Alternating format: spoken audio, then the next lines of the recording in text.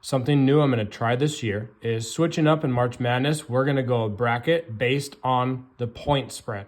So no longer straight up, which means your team doesn't just have to win to move on. Your team has to cover the spread in order for you to hold on to that team as you move through the bracket, which also involves a lot of stealing teams based on the spread. So even if a team wins and advances, they have to cover the spread.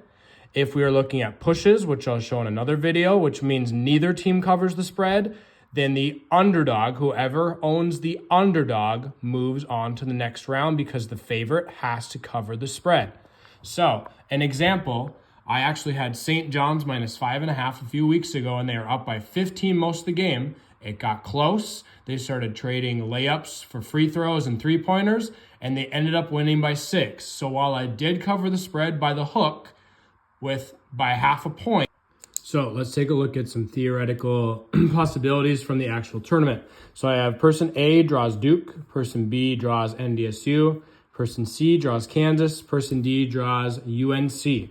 Duke comes in as a 29-point favorite. That means in order for Duke to cover the spread, they have to win by 30 or more.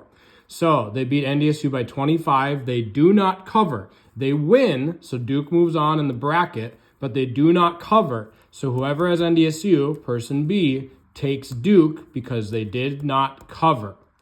Person C down here, Kansas, favored by 6.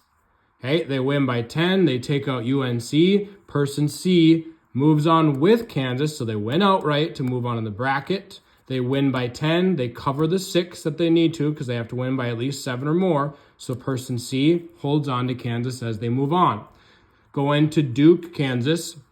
Duke comes in as 11. Another example, person E draws Florida, person F draws Wisconsin, G, Baylor, and so on. Florida comes in as 8.5-point favorite. They win by 8, so you get the hook. So Florida does not cover. They win and move on, but they do not cover because they only won by 8. Therefore, person F takes Florida into the next round. So although E came in with Florida, F takes them into the next round. G has Baylor. Purdue comes in as a 5-point favorite. They win by 5, so they push. Neither team covers. They push. So person G actually takes Purdue into the next round because the favorite has to cover in order for that person to hold on to that team. So theoretically, you don't even want favorites in this bracket. Moving on to Florida. Florida's a 7-point favorite. Here's kind of the flip side of all this. Purdue is obviously +7 and Florida's -7.